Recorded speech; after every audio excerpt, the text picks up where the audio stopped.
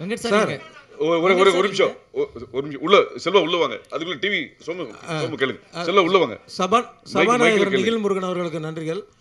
Sir இந்த காந்தி கலவரம் பண்றாரு அப்படிங்கிறது தான் ஒன்று. அடுத்தது காந்தி பேரை வச்சுட்டு தண்ணி அடிக்கிற மாதிரி சீன் வச்சிருக்கீங்க. என் ஃப்ரெண்டு பேரும் காந்தி சார். ஏன்னா காந்தின்னு பேர் வச்சாலே சரக்கு கொடுக்குற என்ன அர்த்தம் சார் அது?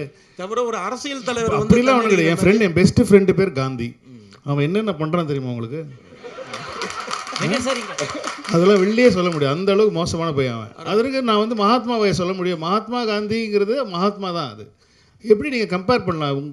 This is very bad comparison. Gandhi கலவரம் பண்றாருங்கிறது தான் ஒன்லைனா? காந்தி எது கலவரம் பண்ணுறாரு?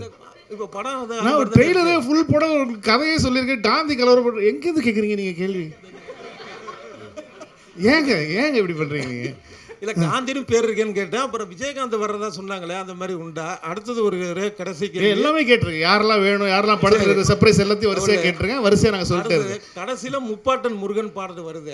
அது அரசியல் ரீதியான ஒரு விஷயமா? கில்லி ரீதியாக ஒரு விஷயம். கில்லி படம் பார்த்தீங்களா? கில்லி படம் பார்த்தீங்களா நீங்கள்? பார்த்தீங்களா இல்லை? அந்த படத்தில் வந்துச்சா? ஆமாம். அந்த படத்தில் ஏன் நீங்கள் அரசியல்னு கேட்கல? அப்போ அவர் கட்சி ஆரம்பிக்கல. சரி, இப்போவும் கில்லிக்காக தான் அது. கில்லி ரெஃபரன்ஸ் சார். இனிமேல் சத்தியமாக குடிக்க மாட்டேன்னு சொன்னது எந்த ரெஃபரன்ஸ் நினைக்கிறீங்க நீங்கள்? மங்காத்தா. அது கேட்குவேன். அவ்வளோதான். இப்போ எங்களுக்கு பிடித்த படங்கள்லேருந்து நாங்கள் ரெஃபரன்ஸ் எடுத்து வச்சோம். இது அவ்வளோதான் மேட்டர். தவிர வெங்கட் சார் இங்க சரிங்க. அதாவது விஜய் சார் இப்போ கட்சி தொடங்கிட்டாரு. இப்போ நடிகர் மட்டும் கிடையாது, அரசியல் தலைவரும் கூட. அப்போ இதுக்கு முன்னாடி பாத்தீங்கன்னா விஜயகாந்த் சாருடைய படங்கள்ல பாத்தீங்கன்னா டி கோடோடைய அவருடைய கொடிகள் வந்து மோதிரங்கள்ல, அவருடைய சட்டைகள்ல கொடிகள்லாம் இருக்கும். அந்த மாதிரி இந்த படத்துல எதுவுமே பண்ணல. அவர் பண்ணணும்னு சொல்லலை. இன்னும் எங்களுக்கு கட்சி கொடி என்னன்னு கூட எனக்கு தெரியாது. அதனால் வந்து அதெல்லாம் நாங்கள் யோசிக்கவே இல்லை. அதுவும் அவரும் யோசிக்கல. அவர் வந்து ஒரு படத்தை படமாக தான் பார்க்குறாரு. அந்த படத்தில் வந்து எந்த இடத்துலையும் நான் அரசியல் பேசணும், அரசியல் சொல்லணும், மக்களுக்கு இது மாதிரி பண்ணுறேன், அந்த மாதிரி பண்ணுறேன், ஒரு இடத்துல கூட அவர் சொன்னது கிடையாது. இந்த படம் அதுக்கு அந்த படத்தோட ஜஸ்டிஸ் தான். நீங்கள் படம் பாருங்கள், அவராக இப்படி பண்ணியிருக்காருன்ற மாதிரி பேசுவீங்க நீங்கள். ஏன்னா அதில் வந்து எந்த ஒரு அரசியல் இதுவுமே வந்து நாங்களும் வைக்கலாம், அவரும் வைக்க சொல்ல. இதே கேள்வி தான் நிறைய பேர் மாற்றி வேறு விதமாக கேட்குறீங்க. இனிமேல் குடிக்கவே கூடாது அப்படிங்கிற ஒரு டைலாக் வருது, மங்காத்தா படத்தினுடைய டைலாக்கு. இப்போ அஜித் சாருடைய ரசிகர்களையும் காம்ப்ரமைஸ் பண்ணணும் அப்படிங்கிற நோக்கத்தில் இந்த டைலாக்கா?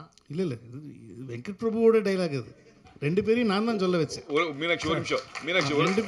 அது அஜித் சாரா சொல்லலையே, அது நான் தானே சொல்ல வச்சேன். ரெண்டு பேருமே ஒரே ஒரு நிமிஷம் பழனி செந்தில் கேளுங்க.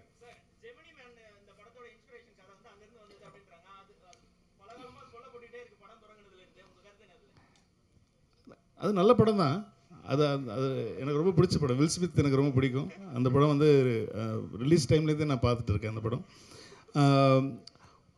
அந்த படத்தில் இல்லை இந்த படமும் அந்த படமும் சத்தியமாக ஒன்றும் கிடையாது. நீங்கள் படம் பார்த்தப்பறம் நீங்கள் வந்து பார்த்து நான் கேட்பேன். நான் யார் சொன்னால் அவங்களுக்கு ஜெமினி மேன்? ஏன்னா ஒரு டிஏஜ் பண்ணுறது அதில் தான் ஃபஸ்ட்டு பண்ணாங்க. ஒரு வில் ஸ்மித்தை வந்து சின்ன வயசு வில் ஸ்மித்தாக காட்டுறது வந்து அந்த படம் தான் வந்து முதல்ல அந்த டெக்னாலஜியை யூஸ் பண்ணுறது அந்த படம் தான். அதனால் நாங்கள் வந்து இப்போ சின்ன வயசு கேரக்டரில் ஒரு விஜய் சாரை காட்டுறோன்னே நான் பிடிச்சிட்டேன். அதே படம் தான்.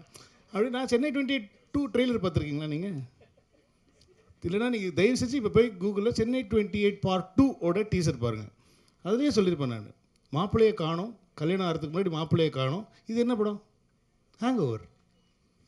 ஆனால் சென்னை 28 ஹேங் ஓவரா? இல்லை. ஸோ இந்த மாதிரி தான் சார். சும்மா ஒரு சின்ன விஷயத்தை வச்சு நான் உடனே படம் பார்த்தப்பறம் நீங்கள் என்ன கருத்து சொன்னீங்கனாலும் நான் ஏற்றுக்க தயார்.